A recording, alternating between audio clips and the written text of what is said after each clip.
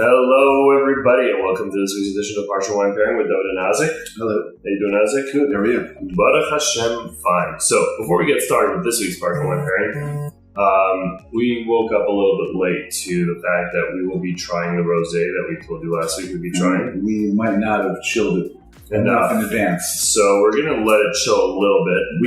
In our defense, we are a little busy here with that's no defense. No defense? No excuses? We're defenseless. It's just that it gives us a great opportunity to talk about some other wines. So there's going to be another Facebook Live. Are we going live later on Facebook? Today. Around 3 o'clock. With these three wines, the Torah wines, we've been really excited about these wines recently. Yes. We've been, we've tried them ourselves. We've been recommending them. People have been buying them. Yeah. There's been a lot of buzz with Torah recently. So we figured, you know what? Why just share that information internally? Let's go ahead and try the wines and talk about them. So here they are. There's going to be the Torah Cab, the Torah Mountain Peak, which is their flagship wine, and the Heartland Blend. We will talk about these wines in depth at 3 o'clock, or more in depth at 3 o'clock. And today we will get started with the Parsha, and as soon as we're ready to try the wine, we'll pull it out. But keep in mind that it is the Covenant Red Sea Rosé. Covenant Red Sea Rosé, which ties in nicely to this week's Parsha. Nitzavim. What is it? Yeah, Parsha Nitzavim is this week's Parsha. And we basically deal almost the entire Parsha with the relationship between Bnei Israel and Hashem and the covenants that are made between the two of them. So the covenants. Covenants, that's right. It's the covenants. I know when Jared used to pick the wines, he loved picking the covenants, and there's a lot of covenants in the Torah. Yes. And I tried to not pick any covenants this year because we've done them in the past, but this week is really all about the covenant. So it's about the Jews, God saying that he's going to exclusively take the nation of the Jewish people, the Jewish nation, and we're saying, hey, likewise, ditto. I'm pretty sure that's what we said. We're like, okay, cool. You'll be our God. We're good. We're good to go. We're good. Because, this week's Parsha takes place on the last day of Moshe's life. Did you know that? Wow. That's it.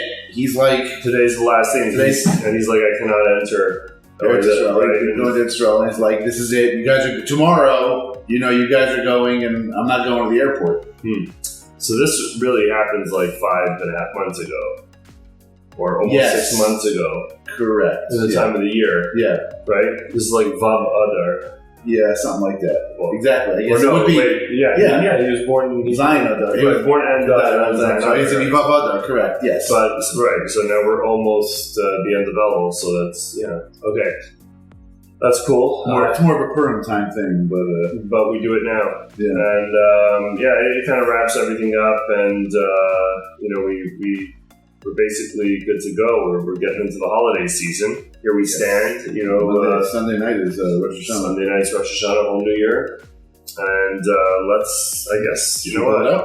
Yeah, let's give it a try. We're gonna have to open that up and pour it out. Hopefully it'll be cold enough. I'm sure it'll be fine. Sometimes when the rosé is not as chilled as you'd like to drink it at, you are able to detect some of the flavors a little bit better. But it's less, I don't know, I prefer drinking my rosés nice and cold, even if you get a little more flavor as they're a bit warmer. I mean, I know it's not a pure thing, but we can just drop some ice if you want. We've done that before. We've done that with Festa. That's right. But we have not done it with this. And there we go. Now, this Covenant is pretty cool. This is the California one. The Covenant has an Israeli branch as well. Right. So there are wineries in California, and then they produce some wines in Israel out of other wineries. They don't have a winery in Israel. They don't have I didn't know that they didn't have a winery in Israel. Yeah, they produce. There's a Syrah that comes out of Israel. The Syrah. Yeah, we have a pretty good deal on it. So let's go ahead and try. The Red Sea is the American series. The Blue Sea is the Israeli series. Yeah. So we tried this back we're ready in the fall now. Yeah. We tried this back in the summer when we were going through all the rosés, right? Yeah, this one I remember it did all right. I can't remember the other wines that were lined up next to it, but if I remember correctly, yeah, but I'm saying the exact week that we tried this one. So I remember this one having probably, I think, more stronger flavors as opposed to being more elegant than the others, but I have not had it since then. I did not drink a lot of rosé this summer, I have to admit. Been doing a lot of traveling this summer, so I just drank whatever people served me. Ari said, trick to get your wine colder, put it in a bucket with ice and salt. Should have tried that. See, expert tip. Ice and salt. All right, one bear good oven.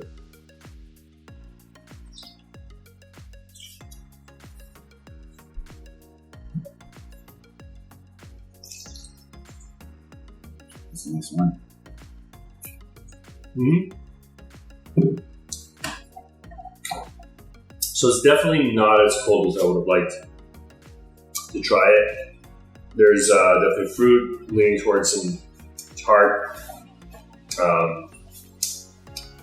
tart strawberry, tart cherry. Definitely a little like cherry. Right, and then there's also like a lot of rosés.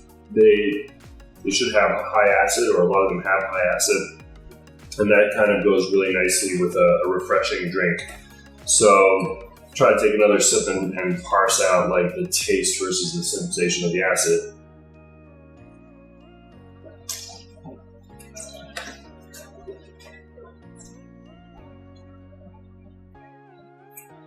And it's a high acid as well. Yeah, very dry also.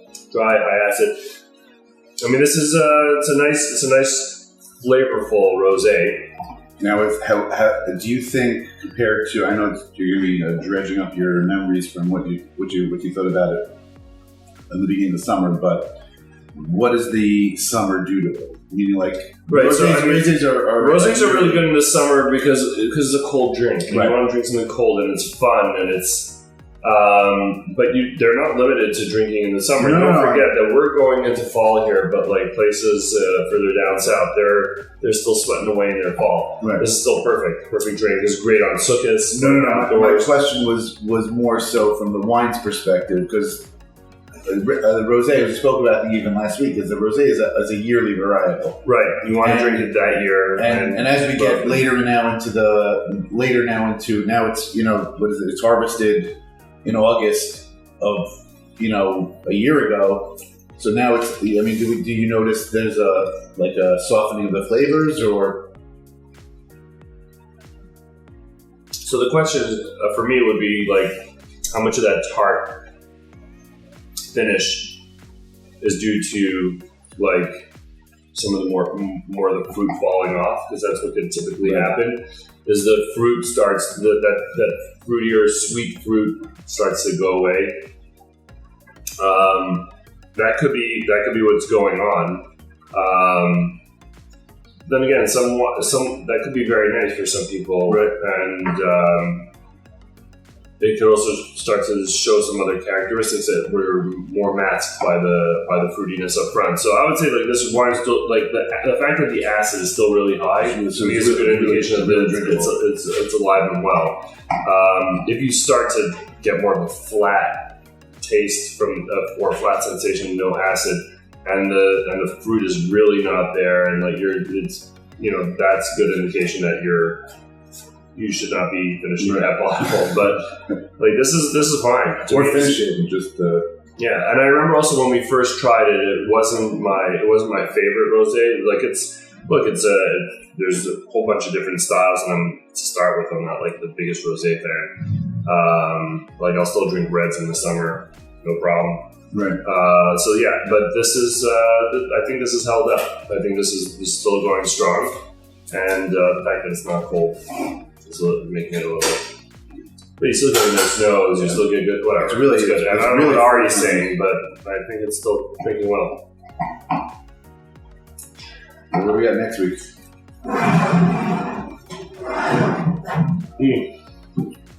Shira non-vintages. Shira non-vintage. This is not a vintage, so we don't know if it's old or new. No, but this is a pretty recent production. It says the 2016 and 17 harvest. Right. But you don't have a vintage because it's not from one single year. This is pretty new. This is a non-vintage white. It's made with Viognier and Chardonnay. We'll talk about it next week. And this is, where is this? This is from Israel, right? No, it's California, right? California. Yep.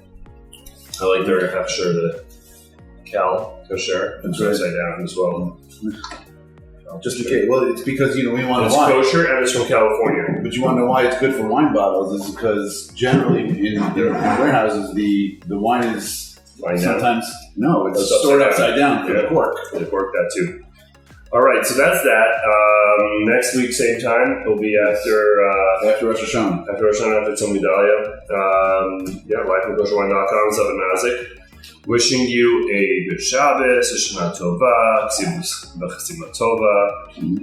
And we'll see you later. What else do you wish people? Oh, yeah, we will. But who convention you are? For those people that are strictly partial wine buying people that will not wish you all those things. And for everyone else, we'll see you later. 3 o'clock. Or if you don't want to see us drinking all day. Sometimes you just got to work all day. All right. Shabbat Shalom.